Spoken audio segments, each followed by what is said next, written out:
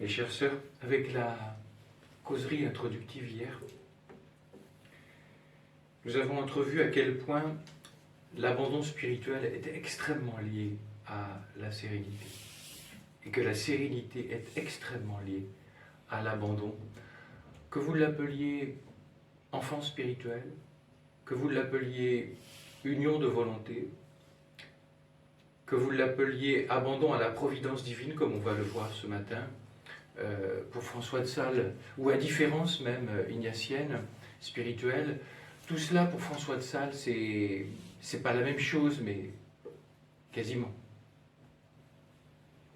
Puisqu'il a été question d'alliance hier soir, avec notre Dieu, je voudrais vous proposer de porter un regard plus particulier sur le partenaire, un peu particulier, qu'est Dieu, qu'est la providence.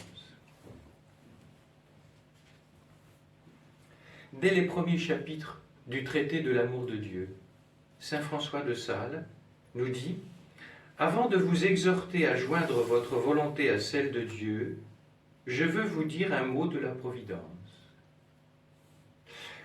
Si l'abandon est en quelque sorte le fil rouge qui sous-tend toute la retraite, vous comprenez que l'union de volonté n'en est pas loin, puisque l'union de volonté, c'est une autre manière de dire abandon. Et là, c'est intéressant parce qu'il nous dit, écoutez, je vais vous parler de l'union de volonté, mais je vais quand même vous parler de la volonté de celui à qui on va s'unir, quoi. Enfin, c'est quand même un peu le minimum, quoi. Et cette providence de Dieu est vraiment, pour moi, je vous avoue, avec la communion des saints, il me semble de plus en plus que le dogme de la providence est celui qui peut le plus bouleverser notre vie religieuse, notre vie chrétienne. Mais je ne le vois que trop, mes sœurs, dans les retraites, et attention, aux prêtres, aux laïcs et aux religieuses. C'est pour moi une source de joie extraordinaire. Quand une personne prend très très au sérieux le dogme de la providence, quand elle n'en reste pas à des concepts, vous voyez, purement abstraits, mais qu'elle se met à vivre de cette providence, il y a un changement complet. Il y a une paix beaucoup plus profonde. Avec ces personnes-là, qu'elles soient jeunes, pas jeunes, qu'elles soient hommes ou femmes, c'est comme si, vous savez, il y avait un même sang après, comme les Indiens, vous savez, qui scellaient une alliance en échangeant leur sang, de manière symbolique. C'est comme s'il y a un même sang, une même expérience dans les veines. Et ce qui fait que la personne, on ne se reverra jamais, mais il y a comme un frère, une sœur, dans l'expérience. La providence, aujourd'hui, est extrêmement caricaturée et à l'intérieur même de l'Église, vous devez le voir, on n'ose même plus en parler. La caricature assez simple, c'est « Ah oui, oui, c'est pour les fins de mois ». Comme si la providence, c'était faire appel à la providence quand on a des problèmes de fin de mois. Il y a de ça, il y a de ça. Et voici ce que nous dit François de Sales comme définition. Bon, c'est un peu ramassé. À nouveau, il l'emprunte à saint Thomas d'Aquin. La providence divine est l'acte par lequel Dieu veut fournir aux hommes les moyens nécessaires ou utiles pour parvenir à leur fin, c'est-à-dire parvenir à la gloire. C'est dense. On pourrait ajouter pour parvenir à la sérénité. Mais il ne faut pas rechercher la sérénité pour elle-même. Il faut rechercher l'abandon à la providence. Je le dis déjà, je le redirai, mais enfin bon, la pédagogie, c'est répéter 100 fois la même chose. Et quand je dis ça, je ne vous regarde pas de haut comme si j'étais un professeur. Moi, on a dû m'enseigner 100 fois les mêmes choses jusqu'à ce que je comprenne. Voilà, c'est à la fois cette petite dame dont je vous ai parlé, Mercedes, que certaines d'entre vous ont pu connaître. Et puis le Seigneur enseigne, il enseigne vraiment par la vie, quoi, par les événements. Et donc, plus ce sera gratuit, je le dis, hein, même si c'est au risque d'être insistant, plus vous aurez une relation gratuite avec le Seigneur Jésus, avec la providence, plus ce sera désintéressé. C'est ça le truc. Il ne faut pas se servir de la providence pour être bien. Plus vous aurez une relation désintéressée avec Dieu, plus Dieu sera intéressé pour se donner à vous en toute gratuité. Vous voyez quel est le drame derrière, c'est que ça ne produira pas de fruits si on se sert de Dieu comme d'un médicament. Il n'est pas un des médicaments. Il n'est pas une machine, un distributeur. Il est un cœur, même un sacré cœur, un cœur sacré. Et plus on va livrer son cœur, rendre amour pour amour, plus on va livrer son cœur à lui, comme ça, en pure gratuité, plus on va expérimenter les fruits de cette divine alliance à la providence. Une parole de l'Écriture pour fonder le dogme de la providence, quelque chose de très simple qu'on trouve dans le discours de Jésus, en discours sur la montagne, Matthieu 10, 30. Pourquoi vous vous inquiétez, vos cheveux sont tous comptés. Et chez vous, en plus, les cheveux, il n'y a que Dieu qui les connaît chez vous, parce qu'ils sont cachés aux yeux du monde par votre beau voile, qui manifeste votre consécration. Aimez ce beau voile, n'en ayez pas honte. Essayons de nous attarder là-dessus simplement pour ces quelques mots introductifs sur la providence. Vos cheveux sont comptés. Voilà. Est-ce qu'il fait de la poésie? Ah, c'est gentil, vos cheveux... Non. Il n'y a pas une fleur, il n'y a pas une feuille, il n'y a pas une herbe qui bouge par l'air sans que la providence le veuille.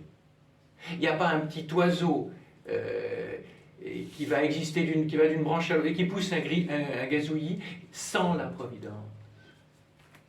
Mais si tes cheveux sont tous comptés par Dieu, est-ce que tu vois l'intérêt que Dieu porte aux détails de ta vie? Et pourquoi tu aspires à cet épanouissement, à cette croissance, à cette élévation en Dieu, et qu'elle semble peiner, c'est un peu poussif, parce qu'il n'y a pas la prise de conscience. J'ai envie de dire, on le sait intellectuellement, mais la prise de conscience expérientielle, au niveau de l'expérience. Il n'y a pas cette prise de conscience que les détails l'intéressent et qu'il est impliqué dans les détails. Là aussi, c'est une grande, grande source de joie, mes amis, quand je vois des laïcs. Parce que normalement, une religieuse devrait le vivre, quoi. Quand on voit des laïcs, voilà, bon, nous, mon père, on est immergé dans le concret. Oui, d'accord, c'est entendu. Enfin, vous avez le bon Dieu, vous aussi, hein. Vous l'avez autant que les autres. Mais est-ce que vous en vivez?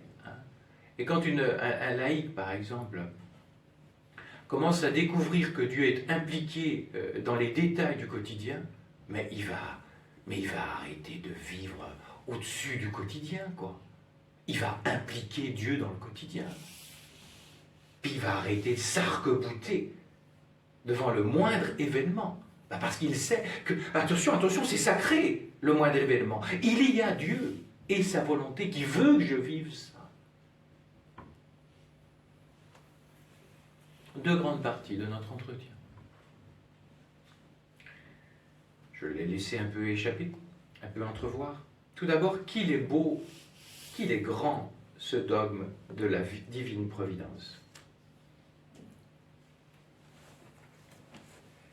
Je vous le redis, pour moi, c'est un des dogmes les plus fascinants. Pourquoi je vous le dis cela? Parce que, voyez-vous, je vous ai raconté plus d'une fois que j'ai vécu une forme de conversion 15 ans après avoir été ordonné. Mais vraiment, la vie en Dieu procède par seuil. Et un des seuils, mais plusieurs années après. Et maintenant, c'est, même depuis, je vous ai dit hier soir, on s'est vu il y a 2 ans, si c'est bien ça, ma mère. Je vois bien, il y a vraiment des choses qui sont changées. Et la sérénité a augmenté. Donc ce n'est pas un professeur qui vient vous parler, c'est juste un témoin. Je voudrais juste un passage de témoin, c'est-à-dire je voudrais bien vous refiler le témoin, c'est-à-dire je voudrais bien vous gagner la course aussi. C'est-à-dire que, en fait, une prédication, une retraite, c'est fait uniquement pour ça. C'est pas du domaine réservé, mes sœurs. Et donc il y a eu, voilà, peut-être 5-10 ans après, cette découverte, cette prise au sérieux de la providence, impliquée dans les riens de la vie. Et quand je dis les riens, c'est pas les riens que je sélectionne, c'est tout. Ce qui me plaît et ce qui me plaît pas. Qu'il est beau le dogme de la divine providence, quelques notes pour étayer le propos. Une présence tout d'abord bienveillante de Dieu. Confesser la providence implique la découverte « je ne suis pas seul ». Je ne suis pas enserré dans les tenailles d'un destin aveugle, ce que pensent beaucoup de nos contemporains. Et c'est pour ça que notre monde contemporain qui a tout bascule dans une forme de dépression sociétale, de mentalité de chaos et d'angoisse qui sont de plus en plus prégnantes dans les psychologies et les âmes. Que nous dit l'Écriture? C'est notre Seigneur Jésus-Christ qui nous le dit. Pour moi, c'est la phrase la plus importante.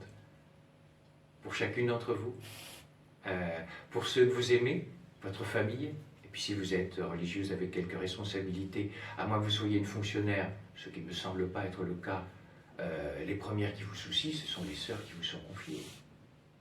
Et donc cette parole de l'Écriture est très très forte. C'est pour ça que moi, quand je prêche les retraites, je ne m'inquiète pas. Pas parce que je serais forte, parce que ce serait un tempérament de psychologique. Non, non. Voilà. Quelqu'un peut arriver avec des gros pataquès, des grosses souffrances. Jésus dit ceci, Jean 10, 29. Nul ne peut arracher les enfants qui sont dans la main de mon Père. Voilà l'implication de cela. Pourquoi tu te tracasses? Pour les membres de ta famille. Quand tu te tracasses, en fait, tu ne te rends pas compte, mais tu enlèves ceux et celles pour qui tu te tracasses. Tu les enlèves de la main du Père. En quelque sorte, en prenant la place de Dieu. Mais tu es qui? Laisse donc Dieu être Dieu. Mais mon Père, mais s'ils se font du mal avec de la drogue, ils sont dans la main du Père. Est-ce que tu vis avec ce niveau de foi où tu ne vois que les problèmes qui sont les leurs? Ça donne mes amis, ça donne une sécurité. Quand vous pensez qu'un psychanalyste comme Frankl dit que la religion n'a pas pour but d'être d'abord curative, thérapeutique, mais qu'elle a une vertu extrêmement thérapeutique. Parce que la religion, qu'elle soit catholique ou les autres religions, mais encore plus la religion catholique, parce que nous confessons le vrai Dieu. Méfiez-vous actuellement des grands discours sur les mélanges avec toutes les religions. Ça court la mode aujourd'hui. On est dans une confusion doctrinale et un relativisme extrêmement dangereux. Bien. Qu'est-ce que nous dit la foi catholique? Elle nous dit que nous sommes vraiment dans la main du Père. Pourquoi je m'inquiète? Quand je m'inquiète trop, c'est qu'en fait, je sors de la main du Père. À votre avis, est-ce qu'un poisson n'aurait pas quelques petits problèmes psychiques? S'il pouvait parler, il vous dirait « J'en ai marre de ton bocal. » J'ai vu ça parce que dans la maison où nous sommes, il y a un très très bel aquarium. Je suis passé ce matin, j'ai regardé. Donc je laisse, supposons, parler le poisson. « J'en ai marre de limite de votre aquarium. Je décide aujourd'hui d'en sortir. Ça durera 5 minutes, ton petit voyage. Hein, parce que le poisson, son milieu vital, c'est l'eau. Et notre milieu vital, mes sœurs, les petits poissons que vous êtes et que je suis, c'est le bon Dieu et la providence. Oui, vraiment. C'est amusant, hein, parce que ce sont des psychologues qui sont pourtant loin parfois de Dieu. Hein, je dis bien parfois. Comme Viktor Frankl qui dit, la religion donne une sécurité. Est-ce que nous vivons, nous qui sommes des épouses de Jésus en tant que religieuses et en tant que prêtres? Est-ce que nous vivons au niveau du mystère dont nous sommes revêtus? Et voici ce que dit François de Sales. Alors, il faut tout prendre dans ce qu'il dit. Il ne faut pas faire le tri, mes sœurs. Il dit, cette providence touche tout, règne sur tout et conduit tout à sa gloire. Quel est notre drame? C'est qu'on fait du tri. Ça, ah ben non, Dieu, oui d'accord, il est là, parce que c'est bien, ça nous arrange. Mais il ne serait pas là quand ça ne nous arrange pas. Dans tout, il est dans tout. On y reviendra lorsqu'on parlera de la permission divine pour le mystère de la souffrance, qui restera toujours la pierre d'achoppement. Deuxième note, toujours dans cette première partie, vous comprenez que si nous vivons à ce niveau-là, ça va donner, deuxièmement, un sens extrêmement puissant à la vie. Quand Dieu est expulsé d'une vie ou d'une société, tout devient indéchiffrable. Et même l'homme devient indéchiffrable. Regardez aujourd'hui ce qu'on appelle le wokisme. Et à l'intérieur de cette constellation, l'antispécisme, je ne veux pas faire pédant, mais vous voyez bien l'antispécisme, qu'est-ce que c'est? C'est que les animaux sont supérieurs à l'homme et que l'homme, faut le tuer parce que c'est un prédateur. Tandis que les rats, il faut les laisser rentrer chez vous. Ben, c'est ce qui se dit actuellement, même du côté de Paris. Enfin, vous voyez bien, on est dans une société où c'est complètement inversé, quoi. Et si vous avez le malheur de prendre le contre-pied, mais vous êtes lynchés, les amis. Il y a vraiment une police de la pensée, je peux vous dire aujourd'hui. Il n'y a jamais eu tant d'inquisition que dans ce monde qui critique l'inquisition de l'Église.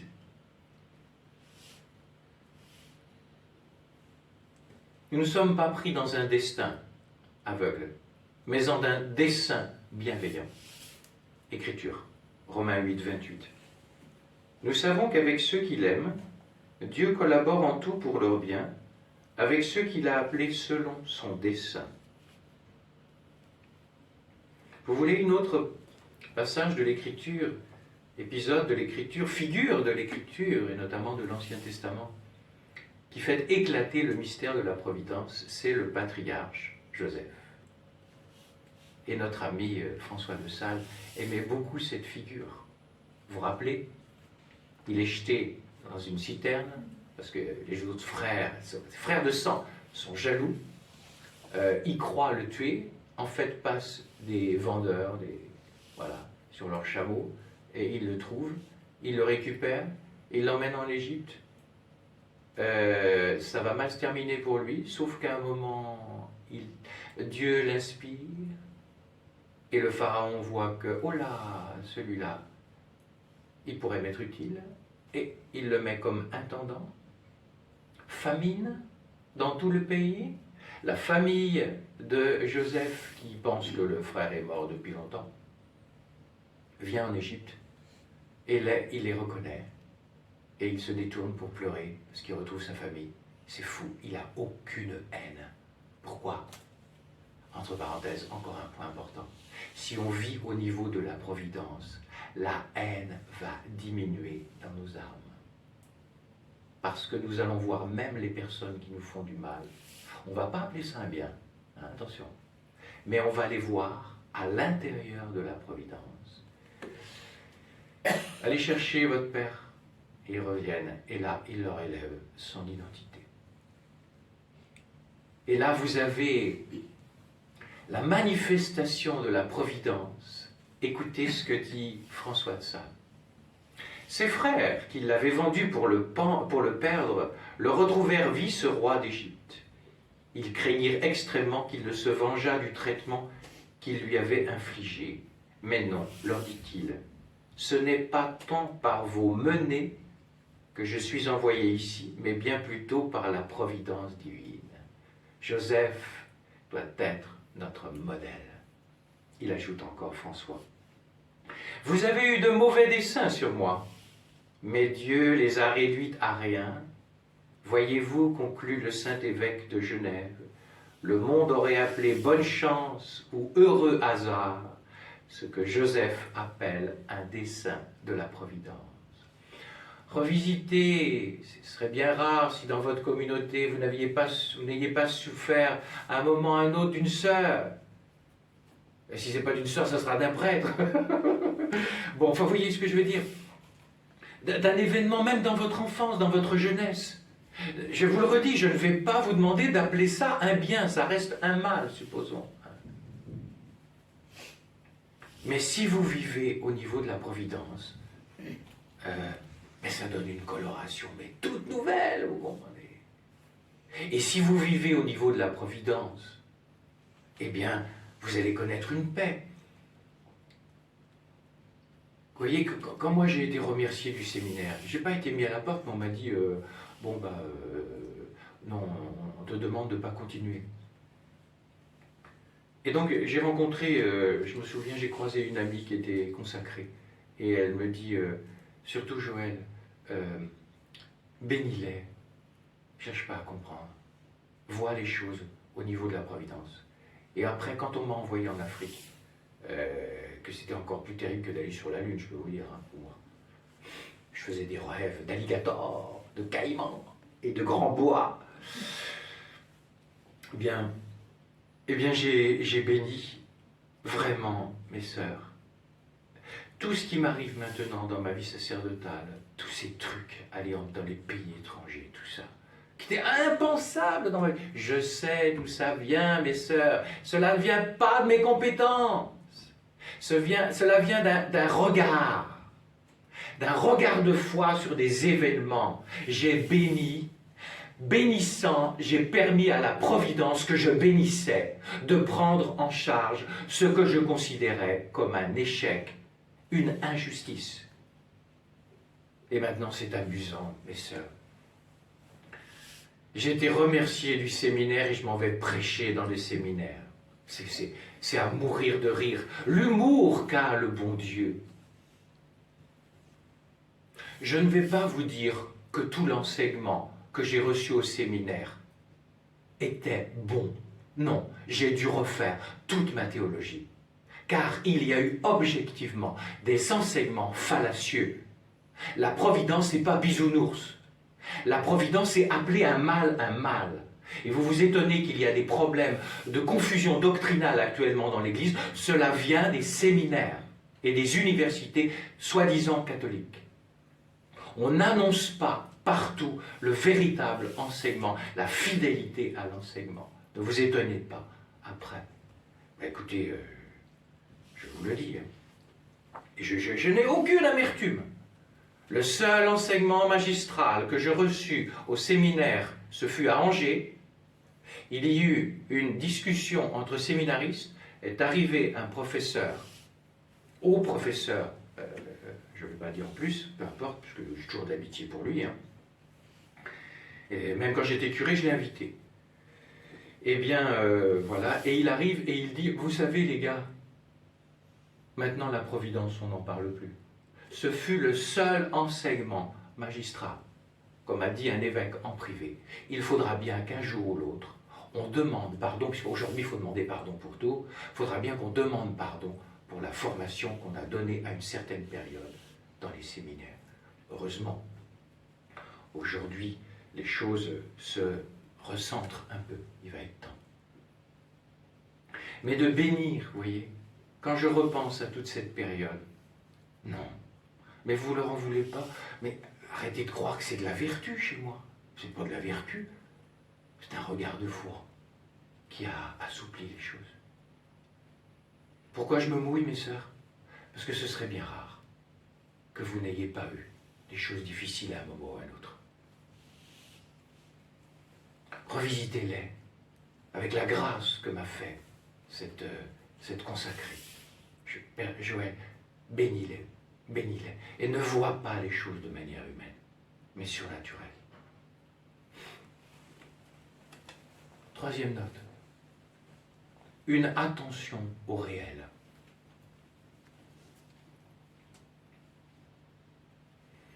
C'est très simple, tout ce que je vous dis, ça découle de cet article de foi de la Providence, qui est impliqué dans les riens du quotidien. Vous comprenez que si Dieu est impliqué dans les riens du quotidien, si je veux vivre au niveau de la Providence, alors je vais porter une attention toute particulière au réel, pas au virtuel, au réel des riens du quotidien.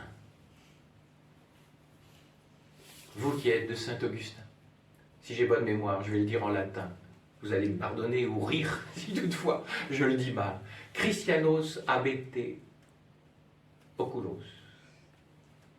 C'est du Saint-Augustin. Ayez les yeux chrétiens. Qu'est-ce que cela veut dire, les yeux chrétiens? Cela veut dire qu'on n'a pas des lunettes spéciales. Ça veut dire qu'avec le regard de foi, on transperce notre regard d'aigle qui n'est rien d'autre que celui de Dieu. Il transperce le réel. Et je ne vois pas les apparences du réel. Je vois la main de Dieu dans les moindres événements du réel. Normalement, un chrétien devrait être celui au monde qui porte la plus grande attention au réel. Le chrétien devait être l'être le plus réaliste qui soit. Pas parce qu'il est mieux que les autres, mais parce qu'il a un don extraordinaire, le don de la foi catholique, qui vient lui dire, voilà, le réel est beaucoup plus que le réel apparent. Le réel, c'est Dieu dans la moindre chose, dans le moindre événement. Le directoire spirituel de vos consoeurs de la visitation dit ceci. L'article 3 enseigne. Vous savez, c'est pour la visitation, c'est pour vous, parce que c'est une question de foi. Les sœurs qui voudront prospérer et faire progrès en la voie de notre Seigneur, c'est-à-dire vous, sinon vous ne seriez pas venu à la retraite. À moins que vous la subissiez, alors c'est une catastrophe. Vous êtes irrécupérable, ce que je ne pense pas être le cas. Que ces sœurs ne négligent pas les petites choses qui leur sentent de peu d'importance. Les riens, les froissements de la vie communautaire, les agacements. Il est là. Les petits cadeaux, les petites fleurs qu'on se fait. Il est là. Voilà. Quatrième note. Arrimer en paix à la providence. Vous voyez, c'est toujours le chat qui se mord la queue, entre guillemets. C'est-à-dire sérénité, abandon à la providence. Voilà. Le but de l'abandon à la providence, ou du moins le surcroît, pour reprendre la parole de Jésus en Matthieu 6, 33, cherchez d'abord le royaume de Dieu et le reste vous sera donné par surcroît. Et donc, cherchez l'abandon, l'union gratuite au Seigneur Jésus. Et la sérénité vous sera donnée par surcroît. Arrimer en paix à la providence. Voyez bien, notre style de vie aujourd'hui fait tout pour nous faire perdre la paix. D'abord, multiples sollicitudes. Deuxièmement, régime 5G. Autrement dit, tu n'as même pas appuyé sur le bouton, c'est déjà fait. Donc ça veut dire quoi? Comme après mentalité, c'est une mentalité de précipitation, que tu le veuilles ou non. Et donc voilà pourquoi c'était extrêmement important de prendre du recul. Je dis bien une juste écologie, je ne dis pas de mépriser, mais de maîtriser. Quoi? Tous les moyens. Tous les moyens numériques qui vont trop vite. les multiples sollicitations. Si vous n'avez pas répondu à un SMS dans 5 minutes, on s'inquiète. Voilà. Une bonne grand-mère qui doit avoir 90 ans me disait bah, mes enfants, ils m'ont offert un téléphone. Elle dit maintenant, je suis prisonnier. Parce que dès que je réponds pas dans les 5 minutes, ça y est, il faut qu'on appelle la police, quoi. Mais c'est ça la mentalité. Donc c'est étonnant parce qu'on a des moyens, soi-disant, pour nous rendre service, et ça crée une mentalité encore plus inquiète. On se rappelle, on se rend même pas compte que c'est des pièges à imbéciles, on va dire les choses comme ça. Un prêtre, là je parle d'un prêtre contemporain, me confiait ceci. Il me disait à quel point l'approfondissement du mystère de la Providence et l'implication de la Providence dans les riens de son ministère avait complètement renouvelé son cœur sacerdotal, sa joie sacerdotale, sa paix face aux inévitables stress, ennuis de la vie. Il dit ceci.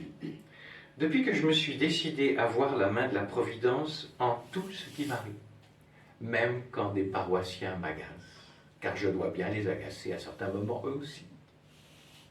J'ai cessé de subir les événements. Notez bien ça, c'est extrêmement important. J'ai cessé de subir les événements. Ah, encore ça, encore ceci.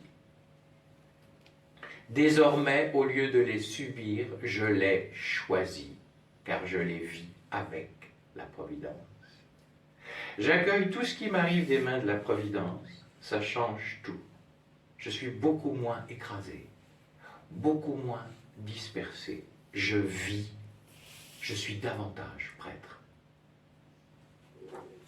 Mettez votre prénom, mettez religieuse, et là vous avez un très bel,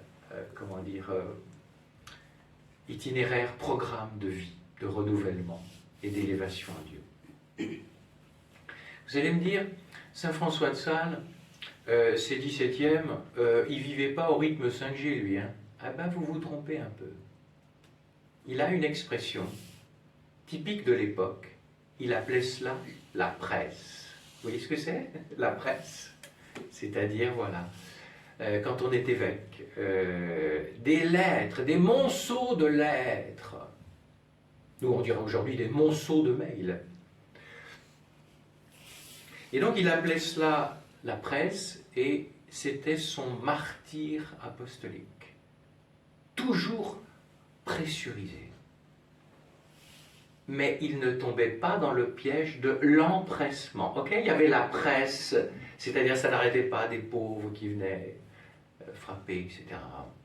Des problèmes à régler, des communautés religieuses qu'il fallait qu'ils s'occupent, qui voulaient sauver, des instituts qu'il a mis en place pour les laïcs, tout ça. Catéchèse pour les enfants, enfin tout. Il avait la presse, mais dès qu'on le voyait, il n'était jamais empressé. Est-ce que ça va? Ça veut dire que ne dis pas que c'est la presse qui te presse. C'est ta manière de vivre la presse qui t'oppresse. Est-ce que ça va? Je ne joue pas sur les mots, vous le sentez bien. Et on en a une belle expression. On comprend comment il donne la clé pour vivre. Il y a une jeune Madeleine de Mouxy qui est inquiète. Et donc elle est dans l'empressement et l'inquiétude. Et il lui répond par un courrier. Il lui dit, ma fille, faites comme moi. Je suis sur mon départ pour aller à Milan. Allez, encore, il faut obéir à telle autorité, parfois politique. J'ai tant d'affaires, la presse. J'ai tant d'affaires moi-même et plus de 50 lettres à répondre. Si je voulais m'empresser parmi tout cela, je me perdrais. Mais je ne veux ni m'empresser, ni me troubler. Cette nuit, je ferai autant de réponses que je pourrai. Demain, je ferai de même. Et je continuerai jusqu'à ce que j'ai achevé. Faites comme cela, ma fille, car le temps est nôtre. Je vous raconte quelque chose. Moi aussi, j'ai ma presse, vous devinez. Dans les retraites, notamment. Je me souviens d'une retraite où un des organisateurs, prêtre, me dit ben voilà, nous allons dans un lieu, nous sommes plusieurs, voilà, j'ai vu les responsables, vous aurez tel jour à prendre, présidence et homélie. Bien, c'était marqué sur un papier, tout était réglé. Et la veille, j'avais été oppressé, entre guillemets, c'est-à-dire j'avais été pressé comme un citron par les enseignements et surtout par les rendez-vous, parce qu'il y avait un petit peu plus de monde, il devait y avoir 4 fois plus de monde que vous. Et donc le soir, je suis harassé, et quand on est parfois harassé, préparer quelque chose de lendemain, et vous êtes mort, quoi. Et donc j'ai dit à Jésus, bah écoute Jésus, tu te débrouilles, tu me fais réveiller demain, je dois revoir ce que j'ai à dire dans les conférences, et puis je dois préparer une homélie. Et puis surtout, je voulais même pas lire l'évangile, je me sentais, mais vous voyez, il y a des jours, on est vide, quoi. Hein, non, ça, je m'étonnerais qu'il y ait moi. Il me réveille à l'heure, j'ai le temps de tout faire. Voilà, l'une après l'autre. J'arrive à la messe de 11h. Je ne vois pas de chasuble. Alors je dis, je pourrais avoir une chasuble? Parce que c'est moi qui dois présider. Ah, mon père, c'est pas vous qui présidez. D'accord. Tenez-vous, les deux responsables étaient là. Et le responsable qui m'avait dit que c'était lundi avait oublié de me prévenir que ça avait changé. Et son sur-responsable, je n'entre pas dans les détails, si vous me permettez, je n'en donnerai pas plus qu'un détail, il est agacé avec le père qui s'est trompé, parce que, semble-t-il, ce père a une tendance à se tromper un peu facilement. Et je venais de leur prêcher, puisque tu le veux, je le veux bien aussi. Je vous assure, mes sœurs, j'ai dit au père, non, laissez tomber. Et puis je dis en riant, puisque tu le veux, je le veux bien aussi. Eh bien, mes sœurs, je n'ai pas eu un acte de vertu, ça m'a été donné au moment. Et le lendemain, il est arrivé la même chose, car c'était le bon jour de prêcher, et j'étais à nouveau vide. Et là, il m'a tout donné. Et moi-même, j'ai été touché par ce que je disais en homélie. Vous entendez? Touché par ce que je disais. J'étais le premier auditeur, et je sentais bien que les gens étaient touchés, car quand le prédicateur est touché par ce qu'il dit, les gens le seront aussi, parce que le prédicateur est d'abord auditeur.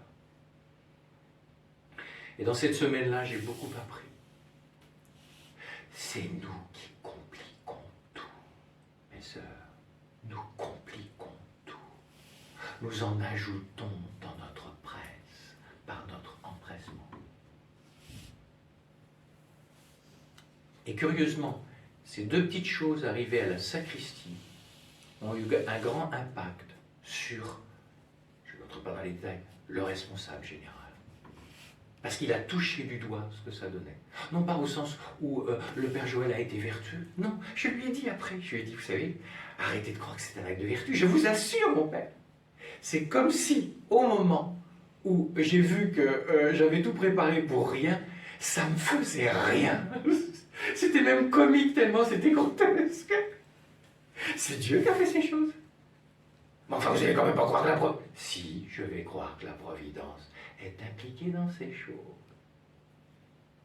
Et vous comprenez que le Père, quand il est retourné après dans ses soucis, parce qu'il en a, je peux vous dire, je ne peux pas entrer tout décrire, ben il les vit autrement, vous comprenez? Et il me l'a dit.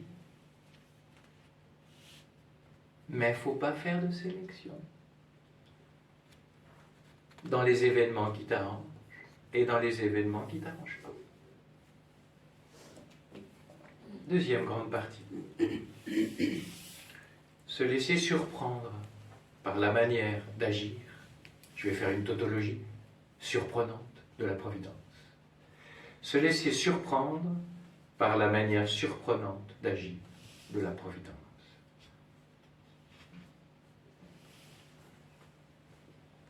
Une parole de l'Écriture pour fonder le propos. Isaïe 55, 8, 9. C'est Dieu qui parle, à son peuple et il lui dit, « Vos pensées ne sont pas mes pensées, et mes voix ne sont pas vos voix. Autant les cieux sont élevés au-dessus de la terre, autant sont élevées mes voix au-dessus de vos voix, et mes pensées au-dessus de vos pensées. » Ce qui se traduit par ceci, de très concret. C'est que les voies de Dieu pour te purifier, t'élever et te combler ne sont pas les tiennes la plupart du temps. Et si tu ne veux pas te laisser surprendre par la manière d'agir de la providence, alors tu vas produire quelqu'un de verrouillé, de coincé, de tendu, et surtout, la providence va rester sans arrêt à la porte de ton âme, et elle va dire, « Toc, toc, Joël, quand est-ce que tu vas m'ouvrir ? Tu me demandes de prendre ta vie en charge, de la pacifier, de la transformer, d'agir pour toi, mais tu décides toujours. » En phrase plusieurs fois citée, je m'excuse de me répéter, mais comme c'est toujours bon d'entendre ça. Mercedes, quand elle était vivante, et qu'elle venait aux retraites avec les retraitants, et qu'elle ne dormait pas la nuit, et qu'elle, parce que Dieu lui demandait d'intercéder pour elle, à 95 ans, et jamais de sieste. Par contre, c'est pas pour vous, hein, je vous ai dit, hein, sieste, s'il vous plaît, et dormez. C'est la providence qui le veut, ce bruit. Vous entendez? Donc vous bénissez et vous dites pas « Oh, oh !» On va leur faire une remontrance, c'est ainsi. Bon. Mercedes venait aux retraites et elle sentait les âmes, je vous l'ai dit plus d'une fois, et elle disait ceci. Le langage est très simple, mais c'est du très grand Ignace de Loyola. Elle disait, « Je sens les âmes de vos retraitants. Ils veulent vraiment Dieu, point de suspension, mais il y a un problème, il lui commande tout le temps. » C'est-à-dire, « Jésus, je veux bien faire ta volonté, mais je voudrais quand même que ça passe à la moulinette de la mienne. » Comment voulez-vous? Comment voulez-vous? Puisque seule la volonté de Dieu peut transformer, pacifier, unifier ta volonté. Si tu dis toujours à Dieu ce qu'il doit faire pour ta vie, et que tu n'acceptes pas le réel, mes pensées ne sont pas vos pensées, eh bien, tu vas atteindre un plafond de verre, tu vas faire de multiples retraites jusqu'à la fin de ta vie. Elles serviront, excuse-moi, c'est un peu brutal, à rien. Parce que Dieu ne pourra pas pénétrer.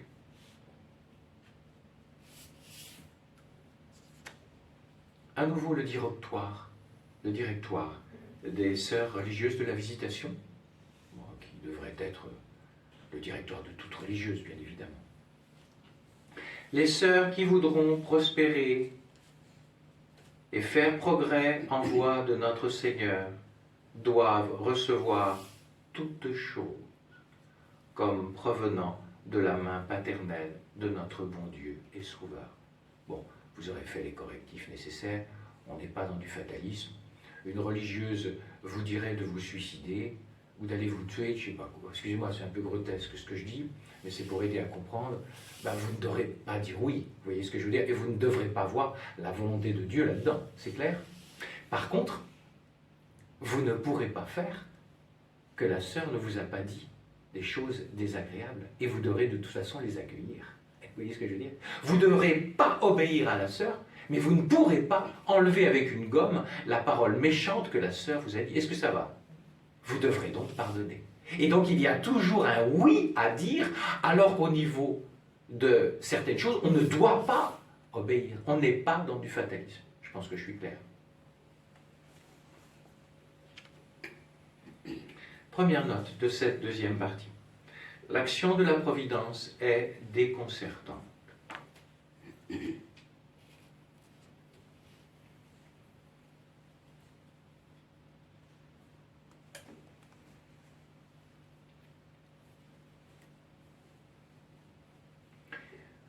Dieu ne peut pas nous faire découvrir son action providentielle si nous ne voulons pas le croire.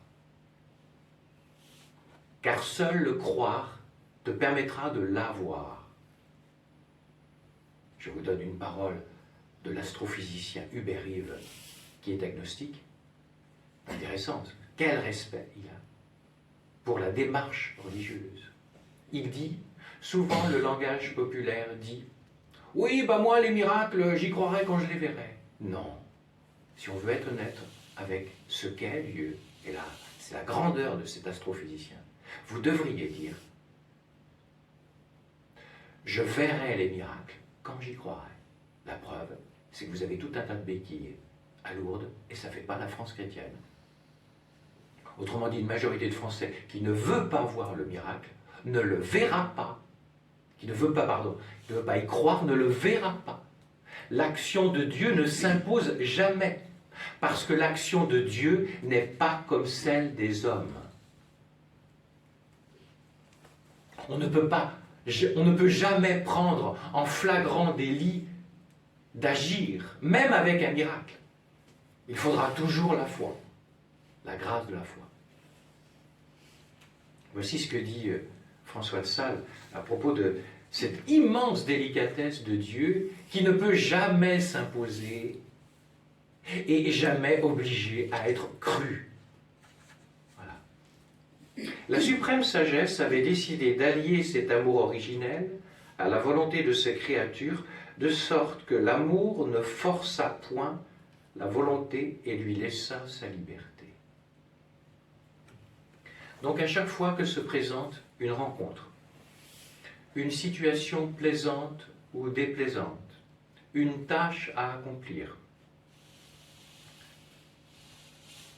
les riens du quotidien, pour parler simplement. À chaque fois, chacun d'entre nous se trouve devant un choix. Lequel? Soit je crois que la providence y est, et quelque part me fait signe. Soit je refuse de croire. Dans le premier cas, du refus de croire, je vais subir l'événement. Dès que tu ne crois pas, tu subis l'événement parce que tu subis l'écorce rude de l'événement. Supposons que c'est un événement. Par contre, quand tu vas croire, tu vas choisir. Regardez, revenez à l'exemple que je vous ai donné sur le fait d'avoir été remercié par le séminaire. J'ai choisi de le vivre avec Dieu et ça a tout changé. Si je l'avais subi, d'abord je ne serais pas là aujourd'hui. Je sens, il ne se serait pas passé tout ce qui m'arrive, que je n'ai absolument pas prévu. Prêcher à plein temps, même devenir prêtre tout simplement, parce que je venais d'être remercié. Écoutez ce que dit François de Sales à propos du subir l'événement. Pardonnez-moi. Subir l'événement, c'est-à-dire refuser de croire que Dieu puisse être impliqué. Si un malade, dit François de Sales, reçoit un médicament dans sa main mais ne l'avale pas, il a bien reçu le médicament, mais sans vraiment le recevoir, puisque ce médicament, il ne le prend pas, donc il ne pourra pas agir. De même, nous recevons la grâce de Dieu en vain lorsque nous la maintenons à la porte de notre cœur sans que notre cœur y consente. Oh, que c'est hyper bien dit, en plus pédagogiquement. Enfin, François de Sales, c'est le pédagogue. Nous la recevons sans la recevoir. Donc vous allez aujourd'hui avoir des événements pour un des riens qui vont aller, comme on dit le langage populaire, dans le sens du poil ou pas. Dès que ça ne va pas vous arranger au niveau de la sensibilité, vous vous fermez, écoutez bien, nous la recevons sans la recevoir. C'est-à-dire que la providence ne peut pas vous transformer. Elle ne peut pas me transformer dès que je n'acquiesce pas. Parce que Dieu n'entre jamais dans une âme par effraction. Et la providence ne peut pas transformer, concourir au bien, pour reprendre ce que dit saint Paul, tant que je ne donne pas mon autorisation. Je le redis avec force, il n'y a pas plus délicat que Dieu. Et le drame, donc, c'est que dès que tu refuses de voir la main de la providence, dès que tu subis l'événement, eh bien après, très rapidement, tu vas faire ça pour d'autres événements et tu vas atteindre un plafond de verre dans ta vie religieuse. Et moi, je viens, si vous m'autorisez, puisque vous m'autorisez, je voudrais prendre un gros bazooka et défoncer le plafond de verre afin que vous vous envoliez, parce que chacune de vous est une colombe. Vous n'êtes pas fait pour 3 mètres de haut. Vous êtes fait pour Icare. Vous êtes fait pour le soleil. Mais vous inquiétez pas, vos ailes ne vont pas fondre. Les vues de Dieu, maintenant, les vues de la providence, deuxièmement, sont déroutantes.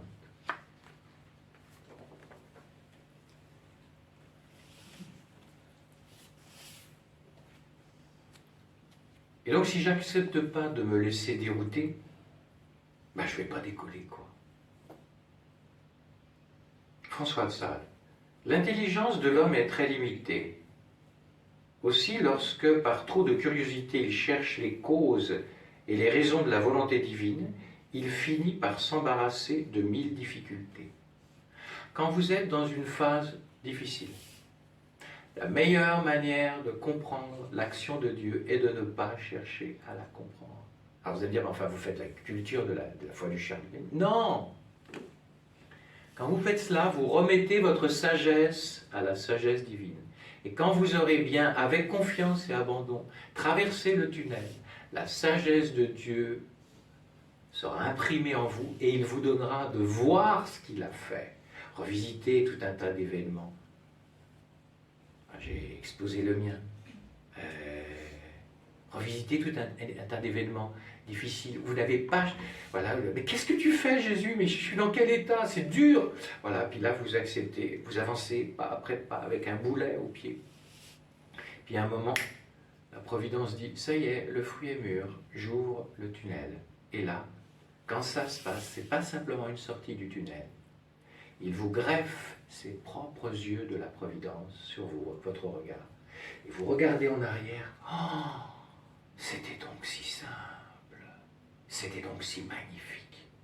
Et moi, vous comprenez, je ne cesse, sincèrement, hein, c'est pas exagéré, je ne cesse de rendre grâce pour cet itinéraire où je croyais que c'était le contraire de Dieu dans ma vie, ce qui m'arrivait. Voilà. Et en fait, il me travaillait.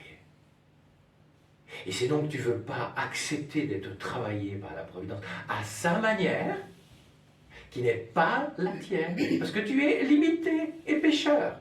Donc tu as forcément une vie très limitée de l'action de Dieu. Tu ne décolleras pas.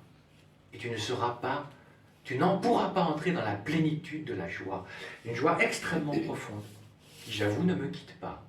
Et je ne suis pas un excité, ce n'est pas des joies sensibles. C'est une sorte de, vous voyez, de nappe phréatique. Alors bien sûr qu'il y a la croix, même quand il y a la croix. Cette nappe phréatique, elle est paisible. Et ce n'était pas le cas il y a de nombreuses années, je peux vous dire.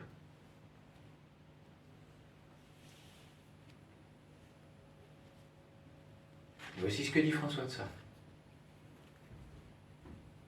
Puissions-nous faire qu'en toute occasion, nous prenions les biens, les maux MAUX, les consolations et les afflictions de la main du Seigneur, ne chantant toujours que le même cantique très aimable, le nom de Dieu est béni, toujours avec la même égalité d'âme. Si ce bonheur nous arrive, nous vivrons avec une grande paix en toutes circonstances. Et il sait de quoi il parle.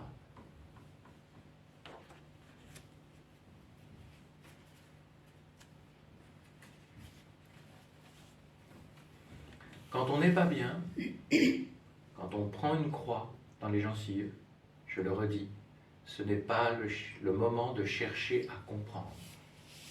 Il faut remettre sa sagesse limitée et pécheresse à Dieu et le laisser faire. Et pas lui imposer d'ultimatum. Je veux bien Jésus, mais que ça dure 15 jours et pas plus. Laisse-le faire.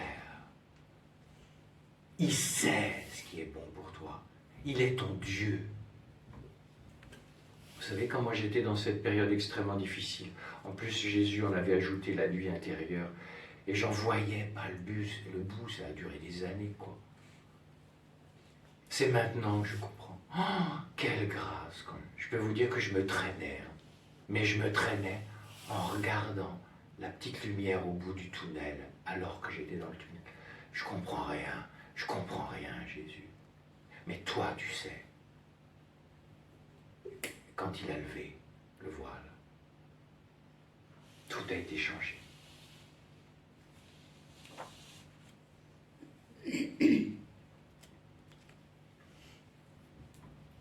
Ne laissons jamais notre esprit tournoyer par vaine curiosité. Je veux comprendre Jésus. Et on le somme tout de suite. Mais il est Dieu. Il veut en fait élargir ton intelligence, ta compréhension, ta vision des choses. Mais comment veux-tu qu'il le fasse si tu n'acceptes pas à chaque fois que ton cœur soit comme déchiré? Alors on dit, on accuse Dieu, ah il est méchant. Non, non, il déchire ton âme pour l'élargir. Mais toi, tu ne vois que le déchirement. Mais ne t'inquiète pas, avec Jésus, mais il est meilleur que les infirmières de Saint-Augustin. Quand il déchire l'âme, mais il a le médicament pour guérir, et il reste toujours une petite plaie, mais l'âme est encore plus fortifiée, vous comprenez? Ah, je peux vous dire qu'il est, vous êtes spécialiste en infirmerie, je peux vous dire qu'il a les diplômes. Hein. Et vous comprenez, si on passe son temps à lui donner des leçons, mais ça devrait être comme ça que ça se passe. Mais comment veux-tu qu'il te fasse entrer dans sa sagesse? Ça passera même par les problèmes de santé, vous comprenez? Dieu est dans les problèmes de santé, lui qui ne veut jamais le mal. Mais il est là et il va s'en servir si tu te laisses faire pour un plus grand bien.